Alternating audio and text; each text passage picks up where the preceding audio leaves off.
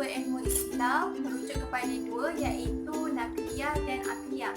Nakliyah adalah merujuk kepada wahyu, iaitu Al-Quran, dan juga hadis, manakala akliyah adalah melalui pemikiran manusia itu sendiri. Bidang ilmu Islam pula terbahagi kepada dua, iaitu ilmu fardu ain dan ilmu fardu kifayah. Ilmu fardu ain adalah ilmu yang dituntut ke atas setiap Muslim itu, manakala ilmu fardu kifayah adalah ilmu yang dituntut ke atas sekelompok manusia ataupun sekelompok masyarakat. Okey, antara contoh ilmu fardu kifayah adalah ilmu akidah, ibadah, syariah, akhlak. Manakala antara contoh ilmu fardu kifayah pula adalah bidang sains, sastra, matematik dan astronomi. Seterusnya, bukti atau dalil yang menunjukkan Islam merupakan agama yang benar dan ilmu yang benar merujuk kepada firman Allah dalam surah Al-Baqarah ayat 256 yang membawa maksud tidak ada paksaan dalam agama Islam kerana sesungguhnya agama Islam adalah agama yang benar dan nyata dari kesesatan dan kufur. Maka jelasan di sini bahawa ilmu dan juga agama Islam merupakan adalah agama yang benar. Okey, seterusnya tujuan menuntut ilmu dalam Islam ialah untuk menjadi hamba Allah SWT yang soleh dan khalifah Allah SWT yang berperanan mengejar hasanah di dunia dan di akhirat. Khalifah di sini membawa maksud adalah seorang pemimpin. Pemimpin ini tidak semestinya bila kita menjadi pemimpin baru kita belum menuntut ilmu. Tidak macam tu. Kita berkewajipan ke atas diri kita sendiri. Maksudnya ilmu itu untuk kepentingan kita, untuk kesejahteraan hidup kita di dunia dan juga akhirat.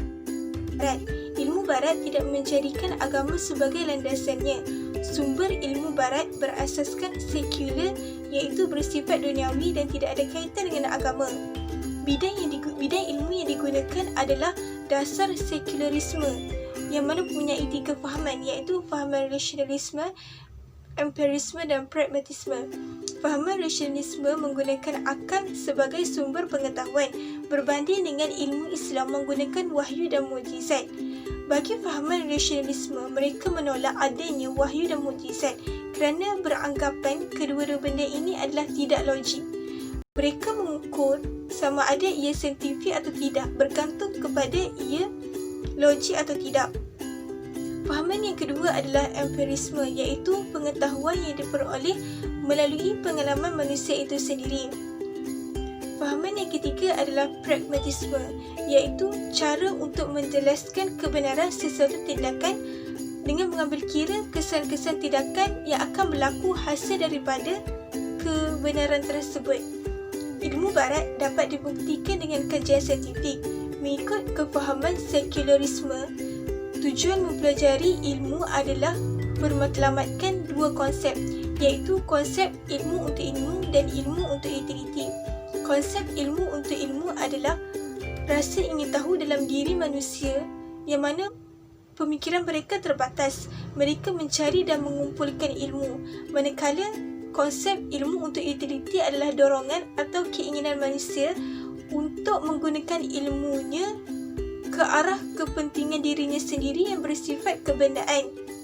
Terdapat tokoh dalam ilmu barat iaitu Charles Darwin, Lamarck dan Perkataan epistemologi ini diambil daripada perkataan bahasa Inggeris iaitu gabungan daripada 2 perkataan epistem dan juga logos. Epistem membawa maksud pengetahuan, manakala logos membawa maksud ilmu, kajian, teori, sains dan juga perbincangan. Seterusnya, epistemologi dalam bahasa Arab pula ialah nazariah al-ma'rifah yang membawa maksud pengetahuan yang meluas dan merangkumi seluruh perbahasan falsafah serta ilmu pengetahuan seperti ilmu-ilmu psikologi, biologi dan sebagainya. Epistemologi ini secara umumnya adalah salah satu cabang utama dalam falsafah yang membincangkan tentang hakikat dan proses ilmu. Dalam erti kata yang mudah, epistemologi ini adalah satu kajian untuk mengkaji tentang satu-satu ilmu sama ada ilmu itu benar ataupun batil. Pengenalan tasawur. Seperti mana yang kita ketahui, tasawur Islam merupakan gambaran bentuk Islam yang hakiki, ia menjelaskan secara keseluruhan prinsip-prinsip asas Islam secara benar dan lengkap. Tasawur yang mana berasal daripada perkataan Arab yang bermula daripada kata dasar sawara, hasil daripada kata dasar ini menerbitkan perkataan tasawur yang bermaksud memberikan sesuatu tanggapan kepada rupa yang dapat dihayalkan dan menjelaskan gambaran sebenar ke atas sesuatu serta menghasilkan rupa dalam akal. Hal ini menunjukkan bahawa tujuan tasawur Islam adalah menjelaskan prinsip-prinsip asas Islam secara keseluruhan dan seterusnya menggambarkan agama Islam sebagai suatu tasawur yang menganggap manusia sebagai agama yang bersifat fleksibel. Secara ringkas mengenai pembentukan epistemologi tasawuf. Yang pertama, epistemologi menyebabkan tahu dan saintis barat mempunyai perbezaan tentang agama dan Tuhan yang ada pada orang Islam. Sebagai contoh, Nashley telah menyatakan bahawa Tuhan sudah mati, yang bermaksud Tuhan dan agama tidak wujud dan tiada kaitan dengan ilmu. Yang kedua, terbentuk struktur ilmu pengetahuan di dalamnya. Penyusunan struktur ilmu pengetahuan yang berperanan penting dalam menghasilkan konsep keilmuan, dan tasawuf Islam bahawa ilmu pengetahuan dari istilah-istilah dalam Islam adalah lahir daripada tasawuf dan epistemologi Islam, iaitu Quran dan As-Sunnah. Islam tidak menolak faktor-faktor yang manfaat yang ada pada pemikiran teknologi yang terhasil daripada tamadun lain. Walaupun Islam menekankan konsep ilmu yang bermanfaat, namun sesuatu yang memberi faedah daripada maklumat, pengetahuan dan teknologi orang lain boleh digunakan pakai asal tidak bercanggah dengan maksud manfaat. Sebagai contoh, TV yang boleh digunakan oleh orang Islam selagi program tidak merosakkan akidah. Akhir sekali, ilmu teknologi dan ilmu alat sendiri penting dan boleh digunakan oleh sesiapa mengikut peredaran zaman. Jadi saya hari ini akan menunjukkan kepada anda semua tentang hasil kajian soal sidik daripada grup kami, iaitu untuk daripada objektif yang pertama kita pilih persoalan iaitu kalau kita tengok jadual yang Ya telah send, jadual yang kami telah buat iaitu seramai 38 orang responden iaitu 74.5% dan 6 orang responden 11.8% setuju dan sangat setuju kerana seperti yang mengetahui bahawa ilmu barat mereka secara utamanya menggunakan rasional dan melihat kepada keadaan untuk menentukan sesuatu dan mungkin akan menjejaskan akidah. Namun terdapat juga 7 orang responden iaitu 13.7% tidak bersetuju. Ni kerana mereka tahu bahawa ilmu barat juga boleh diamalkan oleh umat Islam. Seterusnya hasil kajian soal selidik objektif yang kedua.